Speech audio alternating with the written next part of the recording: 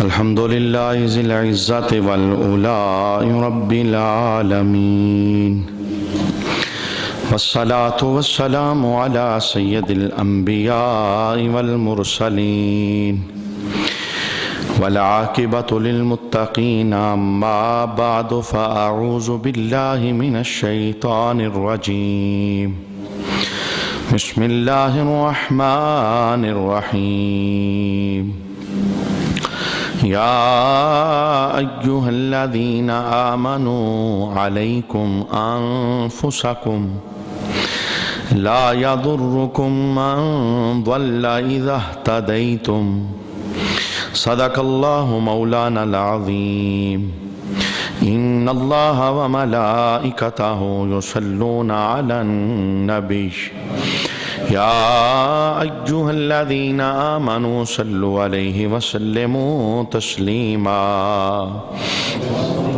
اللهم صل على سيدنا ومولانا محمد وعلى آل سيدنا ومولانا محمد وبارك وسلم وصل عليه الصلاة والسلام عليك يا سيدي يا رسول الله الصلاة والسلام عليك يا سيدي يا حبيب الله الصلاة والسلام عليك يا سيدي يا شفيع المذنبين وعلى آلك وأصحابك يا سيدي يا رحمة للعالمين بعد حمد و صلات لائق عزت و تکریم جمیع احباب سمعین الوقار خلیفہ اول حضرت ابو بکر صدیق رضی اللہ تعالیٰ عنہ کی روایت کردہ احادیث مبارکہ اس عنوان پر ہماری گفتگو جاری تھی۔ آج کی نشست کے اندر میں سب سے پہلی حدیث پاک وہ حضرت عمر رضی اللہ تعالیٰ عنہ نے بھی روایت کی اور حضرت ابو بکر صدیق رضی اللہ تعالیٰ عنہ نے خصوصی طور پر اس حدیث پاک کو نقل کیا۔ پہلے آپ نے ایک قرآن پاک کی آیت مبارکہ تلاوت کی اور تلاوت کرنے کے بعد آپ نے لوگوں کو کہا کہ لوگو تم اس قرآن کی آیت کو پڑھتے ہو پر اس کا حقیقی معنی تم نہیں سمجھتے، مراد اور ہے اور تم اس کی مراد کچھ اور لیتے ہو، حقیقت کیا ہے وہ میں تمہیں بتاتا ہوں۔ یعنی ابو بکر صدیق رضی اللہ تعالیٰ عنہ آپ اپنے خطبے کے اندر یہ بات ارشاد فرماتے ہیں۔ آیت مبارکہ کون سی ہے؟ اللہ رب العالمین قرآن پاک کے اندر ارشاد فرماتا ہے یا ایھا الذین آمنوا علیکم انفسکم، اے ایمان والو تم اپنی فکر کرو، علیکم انفسکم تم اپنی فکر کرو، لا یضرکم من ضل اذا اہتدیتم تمہارا کچھ نہ بگاڑے گا جو گمراہ ہوا اگر تم راہ پر رہے۔ یعنی یہ قرآن پاک کی آیت مبارکہ ہے کہ اے ایمان والو تم اپنی فکر کرو، جو گمراہ ہو گیا وہ تمہارا کچھ نہیں بگاڑ سکے گا اگر تم اپنی راہ پر رہے۔ تو حضرت بکر صدیق رضی اللہ تعالیٰ عنہ اس آیت کو پڑھنے کے بعد ارشاد فرمایا کرتے تھے کہ تمہیں اس آیت کا معنی نہیں آتا اور جو تم مراد لیتے ہو کہ جو کوئی کرتا ہے کرتا رہے، ہمیں اس سے کیا تعلق، ہم نے اس کی قبر میں تھوڑا جانا ہے، ہمیں اس سے کیا غرض ہے، ہم اپنی قبر درست کر رہے ہیں، ہم اپنی زندگی اچھی گزار رہے ہیں، اس کا یہ معنی نہیں ہے، بلکہ اس آیت کریمہ کا معنی یہ ہے کہ جب تم کسی کو برائی کے اندر مبتلا دیکھو تو تم اسے برائی سے روکو، اگر تمہارے روکنے پر بھی وہ بندہ نہیں رکتا تو اب اس کا گمراہی پر رہنا یہ تمہاری ہدایت کو کوئی نقصان نہیں پہنچائے گا، لیکن تم نے اپنی ذمہ داری پوری کرنی ہے۔ اس کے بعد حضرت ابو بکر صدیق رضی اللہ تعالی عنہ آپ یہ جملہ ارشاد فرماتے ہیں ان الناس اذا رأوا المنکر بینہم، جس وقت لوگ کسی برائی کو دیکھیں، ان کے درمیان کوئی برا کام ہو رہا ہے، کوئی گناہ ہو رہا ہے، فلم ينکروہ تو اس سے نہ روکیں، یعنی برائی ہو رہی ہے لیکن یہ خاموش ہیں، اپنی زبانوں کو انہوں نے بند کیا ہے، اس کے خلاف جہاد نہیں کرتے، اس ظلم کے خلاف بولتے نہیں ہیں۔ تو محبوب کریم علیہ السلام کے قول آپ نقل کرتے ہیں کہ اللہ کے محبوب کریم علیہ السلام نے ارشاد فرمایا تو پھر تم انتظار کرو، اللہ تم پر اپنا عذاب نازل فرمائے گا۔ یعنی اس آیت کریمہ کو تلاوت کرنے کے بعد ایک مغالطہ جو لوگوں کے ذہنوں کے اندر پیدا ہو رہا تھا، جناب ابو بکر صدیق رضی اللہ تعالی عنہ آپ اس مغالطے کو دور کرتے ہیں کہ برائی کو دیکھ کر کے چپ ہو جانا اور یہ کہنا کہ جو کرتا ہے کرتا رہے، ہمیں اس سے کوئی غرض نہیں ہے، ہماری اپنی قبر تو اچھی ہے، ہماری اپنی زندگی تو سونی ہے۔ میں اس پر چند باتیں آپ کے سامنے عرض کرنا چاہوں گا۔ جس سوسائٹی، ماحول اور معاشرے کے اندر ہم اپنی زندگی بسر کرتے ہیں، بہت سارے گناہ بڑے عروج پر ہیں۔ اللہ کے محبوب کریم علیہ السلام نے درجے بیان فرمائے، ان تین میں سے بندے کو ایک لازمی بننا پڑے گا، اور اگر ان تین میں سے ایک بھی بندہ نہ بن سکا تو پھر محبوب کریم علیہ السلام کی نظر کے اندر اس بندے کی کوئی وقت اور ویلیو اور اہمیت نہیں ہے۔ جب گناہ عروج پہ ہو جائیں، جب برائیاں عروج پہ چلی جائیں اور معاشرے کے اندر لوگ گناہوں کی جانب رغبت کرنا شروع کر دیں، اس موقع پر چپ سادھ لینا اور بالکل ان گناہوں کے خلاف نہ بولنا، اللہ کے محبوب کریم علیہ السلام نے اس بات سے سختی سے منع فرمایا ہے۔ یہ حدیث پاک جو آپ کے سامنے میں عرض کرنے لگا ہوں، نسائی شریف کے اندر یہ حدیث پاک موجود ہے۔ اللہ کے محبوب کریم علیہ السلام ارشاد فرماتے ہیں، تم میں سے جس بندے نے کوئی برائی دیکھی پھر اسے اپنے ہاتھ سے بدل دیا تو وہ اپنی ذمہ داری سے بری ہو گیا۔ یہ کن لوگوں کی ڈیوٹی ہوتی ہے؟ جو حاکم درجے کے لوگ ہوتے ہیں، جن کے ہاتھ کے اندر حکومت کی باغ ڈور ہوتی ہے، ان کی یہ ڈیوٹی ہوتی ہے کہ اگر ملک کے اندر کوئی برائی دیکھیں تو اپنے ہاتھ سے اس برائی کو روک دیں۔ لیکن میں معذرت کے ساتھ یہ بات کہنا چاہوں گا، جن کے ہاتھ کے اندر حکومت کی باغ ڈور ہے وہ خود برائیوں کے اندر ملوث ہیں۔ انہیں کیا لگے کہ کوئی شراب پی رہا ہے، انہیں کیا لگے کہ کوئی بے نمازی ہو رہا ہے، انہیں کیا لگے کہ کوئی جوا کھیل رہا ہے، انہیں کیا لگے کہ کوئی سود کھا رہا ہے، وہ خود برائیوں کے سیلاب کے اندر بہتے چلے جا رہے ہیں۔ ظاہر ہے جب روکنے والا خود برائی کا مرتکب ہوگا اور جس نے ہاتھ سے برائی کو بدلنا تھا وہ خود برائی کا حصہ بن جائے گا، وہ کسی کو سزا کیسے دے سکے گا، وہ کسی کو روک کیسے سکے گا؟ چونکہ روکنے کے لیے پہلے خود رکنا پڑتا ہے، اور برائی سے منع کرنے کے لیے پہلے خود برائی سے اپنے آپ کو دور کرنا پڑتا ہے۔ یہ پہلی چیز اس حدیث کے اندر اللہ کے محبوب کریم علیہ السلام نے بیان فرمائی، جب برائی دیکھو ہاتھ سے اسے روک دو۔ یہ وہ لوگ جن کے پاس حکومت کی باغ ڈور ہے، یہ ان کی ذمہ داری ہے۔ دوسری چیز اللہ کے محبوب کریم علیہ السلام نے ارشاد فرمایا، اگر ہاتھ سے بدل دینے کی سکت تمہارے پاس نہیں ہے،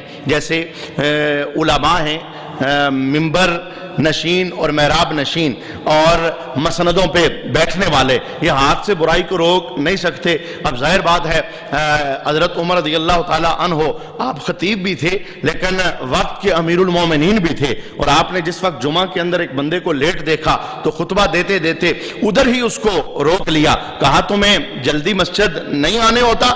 اب یہ کام حضرت عمر تو کر سکتے ہیں، میں نہیں کر سکتا۔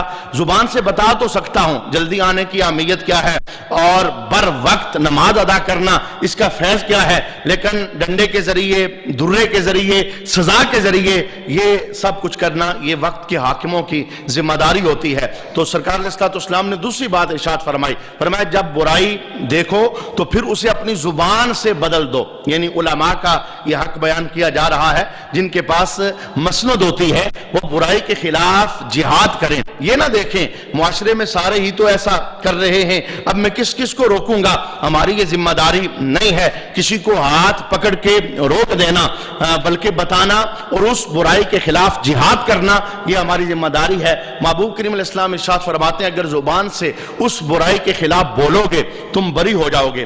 تیسرا درجہ آتا ہے، یعنی یہ صرف خطیب کی ذمہ داری نہیں ہے بلکہ گھر کے اندر اگر باپ اپنے بیٹے میں کوئی برائی دیکھتا ہے تو اب باپ اپنی زبان کھولے گا، اور بڑا بھائی چھوٹے بھائی کے اندر کوئی برائی دیکھتا ہے تو اب بڑا بھائی اپنی زبان کھولے گا۔ اگر شور دیکھتا ہے میری بیوی کے اندر شریعت میں یہ کمی موجود ہے، 5 وقتہ نمازی نہیں ہے، صبح 8 بجے اٹھتی ہے، اللہ کی بارگاہ میں جھکتی نہیں، تو اب شور اپنی زبان کو کھولے گا۔ الا ھذا القیاس، ہم میں سے بہت سارے لوگ ایسے ہیں جن کے پاس کوئی نہ کوئی مسند موجود ہے، اس مسند پہ بیٹھ کے اپنی زبان کا استعمال کرنا یہ بندے کو پھر بری کر دیتا ہے اس عذاب سے جو برائیوں سے نہ روکنے کی وجہ سے اللہ رب العالمین نازل فرماتا ہے۔ اور تیسری بات محبوب کریم علیہ السلام نے ارشاد فرمایا جس بندے نے برائی کو دیکھا اور زبان سے بھی تبدیل کرنے کی ہمت نہ پائی، یعنی وہ بول نہیں سکتا تھا، ماحول ایسا تھا، یا جو برائی کرنے والا تھا وہ بہت اونچا تھا، اس کے خلاف وہ بول بھی نہیں سکتا تھا، اللہ کے محبوب کریم علیہ السلام نے ارشاد فرمایا پھر اس نے اس برائی کو دل میں برا جان لیا تو وہ بری ہو گیا۔ لیکن اس کے متعلق میرے محبوب کریم علیہ السلام نے ارشاد فرمایا وَذَلِكَ أَضْعَفُ الْإِيمَانِ، یہ ایمان کا سب سے کمزور ترین حصہ ہے۔ یعنی برائی کو کم از کم دل میں تو برا جاننا چاہیے، یار یہ برا ہو رہا ہے، یہ غلط ہو رہا ہے، اور جو کچھ ہو رہا ہے یہ مذہب کے خلاف ہو رہا ہے اور لوگ شیطان کے قیدی بنے ہوئے ہیں، برائیوں کو دیکھ کر کے یہ چپ سادھ لینا اور یہ کہنا سارے ہی تو ایسا کر رہے ہیں، ہر طرف تو یہ ہو رہا ہے، یہ علاج نہیں ہے اس برائی کا، بلکہ اللہ کے محبوب کریم علیہ السلام نے ذمہ داری بیان فرمایا اگر تمہارے پاس وسعت ہے ہاتھ سے روک سکتے ہو ہاتھ سے روک دو، زبان سے بدل سکتے ہو زبان سے بدل دو، اگر یہ دو کام نہیں کر سکتے تو کم از کم اس برائی کو اپنے دل کے اندر برا جانو، جب دل کے اندر برا جانو گے تم بری ہو جاؤ گے، اور اگر ایسا ہوا تم نے ہاتھ سے بھی نہ روکا، تم نے زبان بھی نہ کھولی، تمہارا دل بھی ان کے ساتھ مل گیا اور تم نے دل میں برا بھی نہ جانا، تو پھر اللہ رب العالمین کے عذاب کا انتظار کرو۔ اور برائیوں سے روکنا، نیکیوں کا حکم دینا، یہ صرف نبیوں کی ذمہ داری نہیں ہے، یہ صرف ائمہ کی ذمہ داری نہیں ہے، یہ صرف خطیب کی ذمہ داری نہیں ہے، بلکہ اللہ کے محبوب کریم علیہ السلام نے ارشاد فرمایا تھا بلغوا عنی ولو آیا، میری طرف سے پہنچا دو اے میرے غلاموں، اگر تمہارے پاس ایک آیت کا بھی علم ہے، کسی ایک بات کو بھی تم جانتے ہو اور تمہارے سامنے شریعت کا وہ حکم ٹوٹ رہا ہے تو تم بولو، اپنی ذمہ داری پوری کر دو۔ اب منوانا یہ مسئلہ آپ کا نہیں ہے، بلکہ بات کر دینا، بول جانا، اس موقع پر شریعت کا آوازہ بلند کر دینا۔ میں اس پر آپ کے سامنے ایک اور حدیث پاک عرض کرنا چاہوں گا۔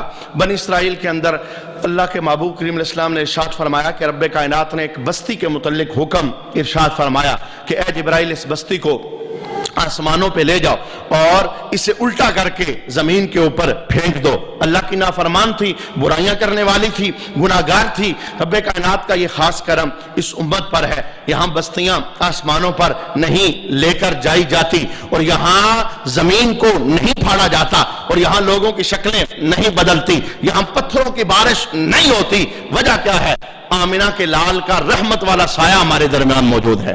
ہم اگر پھر بھی ان کے ساتھ وفا نہ کریں، ہم اگر پھر بھی ان کی محبتوں کا اپنے سامنے ان کی محبتوں کو رکھ کر ان کی تابعداری کی کوشش نہ کریں تو یہ بہت بڑی بد نصیبی ہو گئی۔ اور گزشتہ امتوں کے اندر ذرا سا کام خراب ہوا تو فوراً رب کائنات کا حکم آ جاتا تھا، اللہ کا جلال عروج پر تھا، لے جو آسمانوں کی طرف، زمین کے اوپر پھینک دو الٹا کر کے، اور پھر زمینوں کے اندر انہیں درسا دیا جاتا۔ کتنی بستیوں کو اجاڑا گیا ان کے گناہوں کے سبب اور ان کی برائیوں کے سبب۔ جب جبرائیل امین اس بستی کے اندر پہنچتے ہیں، آپ دیکھتے ہیں پوری بستی وہ اللہ رب العالمین کی نافرمان ہے، لیکن اس بستی کے اندر ایک متقی بندہ ہے، ایک پرہیزگار بندہ ہے جو ہر وقت اللہ کا نام ہی لے رہا ہے، وہ برائی کی طرف دیکھتا بھی نہیں ہے، برائی کی طرف اس کی رغبت بھی نہیں ہے۔ اب حضرت جبرائیل جب بستی کو اٹھانے آتے ہیں، اس بندے کو دیکھتے ہیں تو تھوڑی دیر کے لیے ذہن کے اندر سوچ پیدا کرتے ہیں، اے میرے اللہ سب گناہگار ہیں، انہیں تو اٹھانا بنتا ہے، لیکن یہ تو نیکوکار ہے، یہ تو تقویدار ہے، یہ تو پرہیزگار ہے، یہ تو تجھے ماننے والا ہے، تیرا نام لینے کے علاوہ اس کا کوئی کام ہی نہیں ہے۔ دوبارہ اللہ کی بارگاہ میں رجوع کرتے ہیں، میرے مولا اس بستی کے اندر ایک تقویدار بندہ بھی ہے، ایک نیک اور پرہیزگار بندہ بھی ہے، کیا اسے بھی اٹھاؤں؟ رب کائنات نے فرمایا جبرائیل سب سے پہلے اسے اٹھاؤ، سب سے پہلے اسے اٹھاؤ، آسمانوں پہ لے جاؤ، زمین کی جانب پھینک دو۔ جبرائیل عرض کرتے ہیں مولا وہ تو نیکوکار ہے، وہ تو پرہیزگار ہے، وہ تو تقویدار ہے، وہ تو تیرے نام کی مانا جپنے والا ہے۔ فرمایا ہاں، اس کے سامنے میرے حکم توڑے جاتے رہے، اس کے سامنے میری نافرمانیاں ہوتی رہی، اس نے مسلح تو بچایا ہے پر اس نے محلہ نہیں بچایا، اس نے اپنا تقویٰ تو بچایا ہے پر اس نے معاشرہ نہیں بچایا، اس کے سامنے گناہ ہوتے رہے ایک مرتبہ بھی اس کے ماتھے پر سلوٹ نہ آئی، ہماری خاطر ایک مرتبہ بھی وہ ناراض نہ ہو سکا، ہماری خاطر ایک مرتبہ بھی وہ غصے میں نہ ہو سکا، بلکہ وہ کہتا رہا جو کرتا ہے کرتا رہے، اس کے ساتھ قبر میں جائے گا۔ کیا آج ہمارے معاشرے کے اندر بھی یہ سوچ پیدا نہیں ہو گئی؟ کہتے ہیں جی کسی کو بتانے کی کوئی ضرورت نہیں ہے۔ میری جان، یہ ہمارے مذہب کا مسئلہ نہیں ہے۔ اللہ کے محبوب کریم علیہ السلام کے سینے پر رب نے اس امت کا جو فیض نازل کیا ہے یہ تمام امتوں سے بہتر ہے۔ راز کیا ہے؟ فرمایا یہ نیکیوں کا حکم دیتی ہے، لوگوں کو برائیوں سے منع فرماتی ہے۔ اب چونکہ قیامت تک کوئی نبی نہیں آئے گا، نبوت والا کام وہ ہر کلمہ پڑھنے والے نے کرنا ہے، نبوت کی ڈیوٹی وہ ہر کلمہ پڑھنے والے کے ذمہ اللہ رب العالمین نے عطا فرمائی ہے۔ جس ماحول اور معاشرے کے اندر ہم رہتے ہیں، برائیوں کے خلاف جہاد کرنا، برائیوں کے خلاف بولنا، حضرت ابوبکر صدیق رضی اللہ تعالی عنہ کی روایت کردہ اس حدیث سے ہم اس بات کو دیکھ سکتے ہیں۔ ہمیں آوازیں لگانے چاہیے، اور جس ماحول کے اندر کوئی بھی برائی عروج پر ہو اس کے خلاف بولنا چاہیے، بتانا چاہیے۔ پتہ تو سب کو ہوتا ہے، لیکن بول دینے سے کیا ہوگا؟ ہماری ذمہ داری پوری ہو جائے گی۔ اور کوئی رائے راست پر آتا ہے تو بہت اچھا، نہیں آتا تو کم از کم اس کی وجہ سے ہم تو اللہ کے عذاب کے اندر گرفتار نہیں ہوں گے۔ میرے محبوب کریم علیہ السلام نے اسی چیز کو ایک اور انداز کے اندر بھی بیان فرمایا۔ حضرت ابن عباس رضی اللہ تعالی عنہما آپ روایت کرتے ہیں، محبوب کریم علیہ السلام نے ارشاد فرمایا، میرے صحابہ، جسم کے ہر جوڑ پر اللہ نے تم پر صدقہ لازم کیا ہے۔ جتنے اس نے جسم کے جوڑ بنائے ہیں تم اس کا صدقہ دیا کرو۔ ایک بندے نے عرض کی، یا رسول اللہ، آپ نے ہمیں جتنے حکم دیے سب سے مشکل ترین حکم ہمارے لیے یہی ہے، ہر جوڑ کا ہم صدقہ کیسے ادا کریں؟ تو اللہ کے محبوب کریم علیہ السلام نے اس موقع پر یہ بات ارشاد فرمائی، فرمایا تم جو معنی صدقے کا سمجھ رہے ہو، فقط صدقہ وہی نہیں ہوتا بلکہ صدقے کی بڑی تفصیل ہے۔ محبوب کریم علیہ السلام ارشاد فرمانے لگے، کسی بوجھ والے کا بوجھ اٹھا لینا یہ بھی صدقہ ہے، راستے سے تکلیف دہ چیز کو دور کر دینا یہ بھی صدقہ ہے، اور جو قدم نماز کے لیے اٹھا کے تم مسجد آتے ہو اس قدم پر بھی اللہ تمہیں صدقے کا ثواب عطا فرماتا ہے۔ یہ حدیث کی کتنی سونی صداقت ہے۔ آپ جمعہ پڑھنے کے لیے، فرض ادا کرنے کے لیے آئے ہیں، جتنے قدم چل کے آپ مسجد میں آئے ہیں ہر قدم پہ صدقے کا ثواب ہے۔ اور چوتھا جملہ میرے محبوب نے ارشاد فرمایا جو بندہ نیکی کا حکم دیتا رہتا ہے، برائی سے روکتا رہتا ہے، یہ جتنے بولتا ہے ان بولوں کے بولنے پر بھی اللہ اس بندے کو صدقے کا ثواب عطا فرماتا ہے۔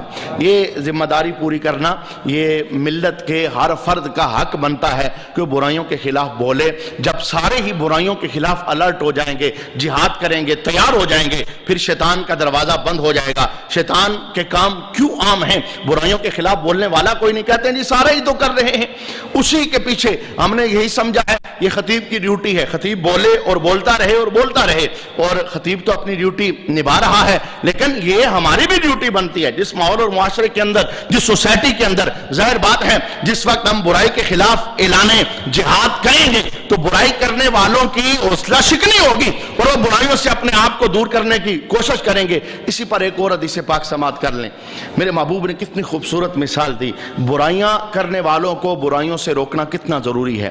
بے نمازیوں کو الرٹ کرنا، نمازی بن جاؤ، سود کھانے والوں کو الرٹ کرنا، سود چھوڑ دو، حرام کھانے والوں کو بتانا حلال کھاؤ، نظریں گندی کرنے والوں کو بتانا نظروں کو پاک کر لو، ماں باپ کے ساتھ نافرمانی کرنے والوں کو بتانا ماں باپ کے ساتھ اس نے سلوک کر لو، ڈاکے اور چوریاں کرنے والوں کو بتانا اس ظلم سے اپنے آپ کو محفوظ کر لو۔ یہ کتنا زیادہ ضروری ہے۔ حضرت نعمان بن بشیر رضی اللہ تعالی عنہ آپ اس حدیث کو روایت کرتے ہیں، رسول رحمت صلی اللہ علیہ وسلم نے ارشاد فرمایا کہ وہ لوگ جو نیکیوں پر قائم رہتے ہیں اور وہ لوگ جو برائیاں کرتے ہیں ان کی مثال اس قوم کی طرح ہے۔ محبوب کریم علیہ السلام نے قوم کی مثال دی، وہ لوگ جو نیکیوں پر قائم، بڑے نیکی ہیں، متقی ہیں، پرہیزگار ہیں، ہر اچھائی ان کی زندگی کے اندر موجود ہے، ان کی مثال اللہ کے محبوب کریم علیہ السلام نے ایک قوم کے ساتھ دی۔ فرمایا ایک قوم وہ ایک کشتی کے اوپر سوار ہوتی ہے اور اس کشتی کی دو منزلیں ہیں، ایک اوپر والی منزل ہے، ایک نیچے والی منزل ہے۔ وہ آپس میں کوڑا ڈالتے ہیں کہ اوپر کون جائے گا اور نیچے کون آئے گا۔ جب کوڑا نکلتا ہے کچھ لوگوں کے نام کوڑا نکلتا ہے وہ نیچے آ جائیں، کچھ کے نام کوڑا نکلتا ہے وہ اوپر چلے جائیں۔ اب اوپر والے اوپر چلے گئے، نیچے والے نیچے آ گئے، کشتی کا سفر شروع ہوا۔ نیچے والوں کو پانی کی ضرورت پڑی، محبوب کریم علیہ السلام ارشاد فرماتے ہیں وہ پانی لینے کے لیے اوپر والوں کے پاس جاتے۔ اب نیچے کوئی ایسا سوراخ نہیں تھا کہ وہ سمندر سے ڈائریکٹ پانی لے سکتے، وہ اوپر والوں کے پاس جاتے اور پانی لے کے واپس آ جاتے. 2 3 4 چکر انہوں نے لگائے. انہوں نے آپس میں مشورہ کیا ہمیں بار بار اوپر جانا پڑتا ہے، کیوں نہ ہم اپنے حصے کی کشتی جو ہے، یعنی ہماری جو منزل بنتی ہے، ہم اس کے اندر سوراخ کر لیں اور ہم یہاں سے پانی وصول کر لیں اور ہمیں اوپر جانے کی یہ جو دقت ہے اس کا ہمیں سامنا نہ کرنا پڑے. جس وقت انہوں نے یہ فیصلہ کیا تو میرے محبوب کریم علیہ السلام ارشاد فرماتے ہیں اب اگر اوپر والے ان نیچے والوں کا ہاتھ نہیں پکڑیں گے کیا ہوگا؟ یہ اپنے حصے کی کشتی میں سوراخ کرنے لگے ہیں. 2 منزلہ کشتی تو ایک ہی ہے، ایک منزل اوپر ہے ایک نیچے ہے، یہ اپنے حصے کی کشتی میں سوراخ کرنے لگے ہیں. اوپر والوں نے اگر ان کا ہاتھ نہ پکڑا کیا ہوگا؟ یہ تو ہلاک ہوں گے، انہیں بھی ہلاک کر دیں گے. وجہ کیا ہے؟ کشتی کے اندر پانی آئے گا، کشتی ڈوب جائے گی. جب کشتی ڈوب جائے گی اوپر والے نیچے والے دونوں غرق ہو جائیں گے. تو میرے محبوب نے فرمایا اگر ان کا ہاتھ اوپر والے نہیں پکڑیں گے، اگر اوپر والے یہ کہہ لیں اچھا جی سوراخ کرتے ہیں تو کرنے دیں، اپنے حصے میں کر رہے ہیں، کون سا ہمارے حصے میں کر رہے ہیں، ہم تو اوپر ہیں. فرمایا نہیں، اگر یہ ہاتھ نہیں پکڑیں گے یہ بھی ڈوبیں گے اور انہیں بھی ڈبو لیں گے. میرے محبوب نے فرمایا اے معاشرے کے اندر رہنے والوں، برائیوں کی مثال ایسے ہی ہے. اگر برائیوں کرنے والوں کا تم ہاتھ نہیں پکڑو گے، ان کے خلاف بولو گے نہیں، وہ تو ڈوبیں گے، تمہیں بھی ساتھ ڈبوئیں گے. یہ جملہ نہیں ہے جو کرتا ہے کرتا رہے جی ہمارا کیا بگاڑتا ہے. جی بگاڑتا ہے، کیوں نہیں بگاڑتا؟ وہ ہماری قبر خراب کرتا ہے. اگر نہیں بولو گے، اگر چپ ساتھ رہو گے اور اگر برائی کرنے والوں کے ساتھ کندھے سے کندھا ملا کے چلنا شروع کر دو گے، وہ آپ کا بگاڑ رہا ہے، وہ خود تو ڈوب رہا ہے، ساتھ آپ کو بھی ڈبو رہا ہے. لہذا ایک کلمہ پڑھنے والا کا حق بنتا ہے کہ وہ جا بجا برائی کے خلاف جہاد کرنے کی کوشش کرے. اور اگر خود نہیں کر سکتا تو جو مرکز ہیں، یہ مسجد مرکز ہیں برائی کے خلاف جہاد کرنے کے لیے، یہ منبر مرکز ہیں شیطان کے خلاف جہاد کرنے کے لیے اور رسول اللہ کی شریعت کو نافذ کرنے کے لیے، تو کم از کم اس مرکز کی آواز میں آواز ملائے. اور جو برائی کے خلاف جہاد کر رہے ہیں ان کی آواز کے اندر حامی ہو جائے، تاکہ کل یہ کہہ سکے کہ مولا میں بول تو نہیں سکتا تھا پر میں بولنے والوں کا حامی تھا، میرا دل ان کے ساتھ تھا، میری سوچ ان کے ساتھ تھی، میری فکر ان کے ساتھ تھی، میری توانائیاں ان کے ساتھ تھی. آئیے میں ایک اور حدیث پاک اسی ضمن میں آپ کے سامنے عرض کرتا ہوں. اللہ کے محبوب کریم علیہ السلام نے ارشاد فرمایا قسم ہے مجھے اس ذات کی جس کے قبضہ قدرت میں مجھ محمد صلی اللہ تعالیٰ علیہ وسلم کی جان ہے، تم ضرور نیکی کا حکم کیا کرو اور برائیوں سے روکا کرو. اگر تم اس کام کو ترک کرو گے تو پھر اس سبب سے اللہ تم پر عذاب نازل کرے گا. یہ عذاب ہیں ہمیں سمجھ نہیں آ رہی، بہت سارے عذاب ہیں جنہوں نے ہمیں گھیرا ہوا ہے. یہ بے سکونی بہت بڑا عذاب ہے، یہ ہمارے گھروں کے اندر جو سکون ختم ہو گئے یہ بہت بڑا عذاب ہے. میرے محبوب کریم علیہ السلام نے جو دوسری بات ارشاد فرمائی، فرمایا اگر تم نیکی کا حکم نہیں کرو گے، برائیوں سے نہیں روکو گے، پھر کیا ہوگا؟ پھر تم اللہ سے دعا کرو گے، وہ تمہاری دعا قبول نہیں کرے گا. یہ فعل کتنا احساس فعل ہے، یعنی بولنا چاہیے، جہاد کرنا چاہیے، برائی کے خلاف جہاد، یہ اللہ کے محبوب کریم علیہ السلام کی پوری زندگی کا منشا ہے. جب میرے محبوب کریم علیہ السلام کی بارگاہ کے اندر ایک بندہ حاضر ہوا، کہنے لگا حضور میں نے اسلام قبول کیا ہے، میں گویہ تھا، میں گانے گا کے اور میوزک کے ساتھ اپنی روزی کمایا کرتا تھا. حضور میں نے کلمہ پڑھ لیا ہے لیکن مجھے اور کوئی ہنر نہیں آتا، میں صرف گانے ہی گا سکتا ہوں، سرکار مجھے اجازت دیں میں اتنے سارے گانے گا لوں، میں اتنا سارا میوزک کر لوں جس سے میں بچوں کی روٹی کما سکوں. اس موقع پر اللہ کے محبوب کریم علیہ السلام کا جملہ کیا تھا؟ حضور فرمانے لگے میں تمہیں اس بات کی اجازت کیسے دے سکتا ہوں جس کے خلاف رب نے مجھ محمد کو جہاد کرنے بھجوایا ہے. اللہ نے مجھے جہاد کا آرڈر دیا ہے، میں تو بعثت بکسر المزامیر، میں تو آلات موسیقی کو توڑنے آیا ہوں، تو میں تمہیں اجازت کیسے دے سکتا ہوں؟ میں تمہارا حامی کیسے بن سکتا ہوں؟ تو اللہ کے محبوب کریم علیہ السلام جہاد کرنے آئے تھے اور پھر جب حضور دنیا سے گئے تو ہم سب کی ڈیوٹی لگا کے گئے، جہاد کرتے رہنا، بولتے رہنا. جب تم بولتے رہو گے اللہ رب العالمین فیض عطا فرمائے گا. میں کہتا ہوں جس معاشرے کے اندر خاموشی اختیار کر لی جاتی ہے، کوئی بولنے والا بولتا نہیں ہے، وہ معاشرہ بہت جلدی شیطان کا قیدی بن جاتا ہے. کیا آپ نے ایسے لوگوں کو، میں نے گزشتہ دنوں یہ جملہ جب سنا تو ضمیر اندر سے ایک مرتبہ کانپ گیا کہ ایک گھر کے اندر جب بچی وہ دولت بن کے پہنچتی ہے اور وہاں قرآن کھولتی ہے اور نماز پڑھتی ہے، اور گھر کے باسی یہ کہتے ہیں جی یہاں قرآن نہ کھولو، یہاں صبح اٹھ کے ہماری نیندیں خراب نہ کرو۔ ہمارے گھر میں نماز کا ماحول نہیں ہے۔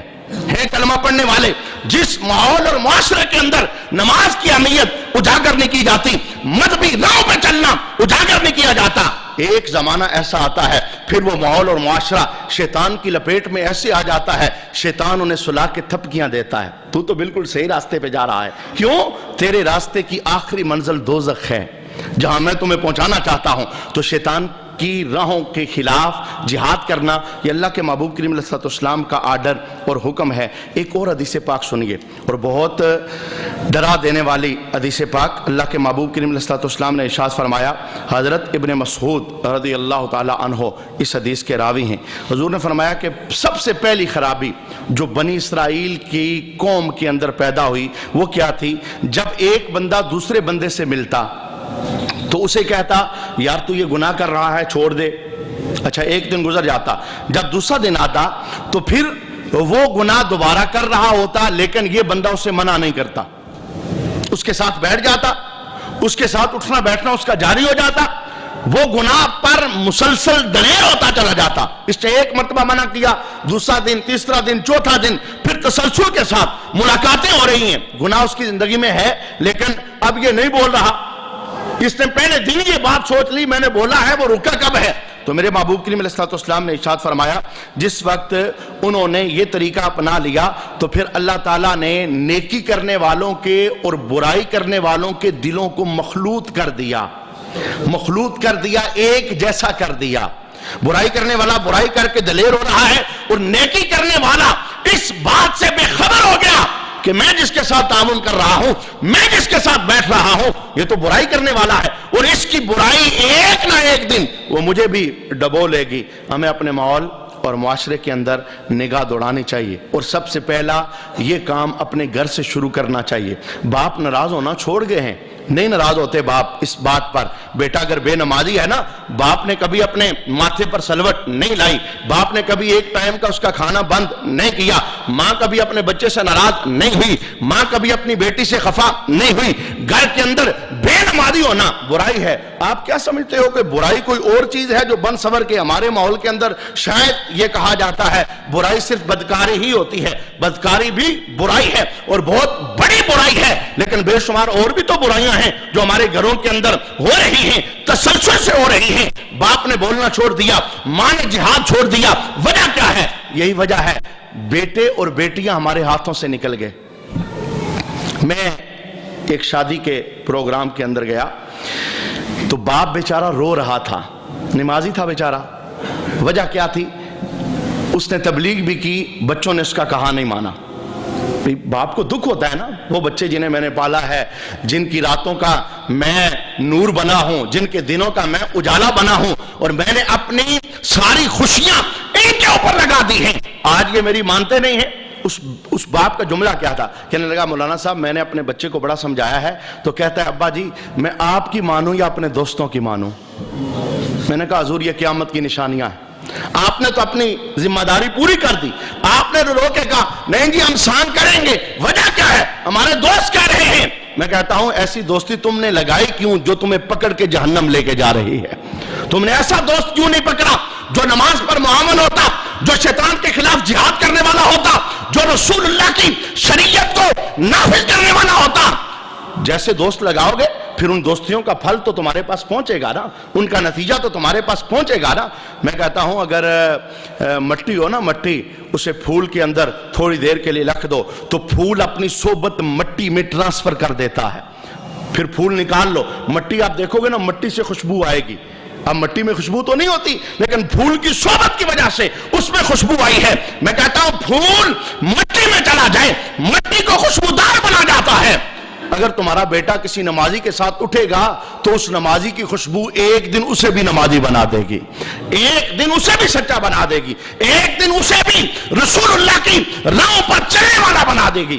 میرے محبوب کریم علیہ السلام ساری زندگی اسی بات کا درس دیتے رہے، میں بھی جہاد کرنے آیا ہوں، میں بھی برائیوں کو روکنے آیا ہوں، ختم کرنے آیا ہوں، میرے غلاموں تمہیں ذمہ داری دے کے جا رہا ہوں، اب میرے بعد کوئی نبی نہیں آئے گا، میرے بعد کوئی کتاب نہیں آئے گی، یہ ذمہ داری تم نے پوری کرنی ہے۔ تو ہمیں اپنے گھر میں، اپنی سوسائٹی میں، اپنے معاشرے کے اندر اس ساری ذمہ داری کو پورا کرنا ہے۔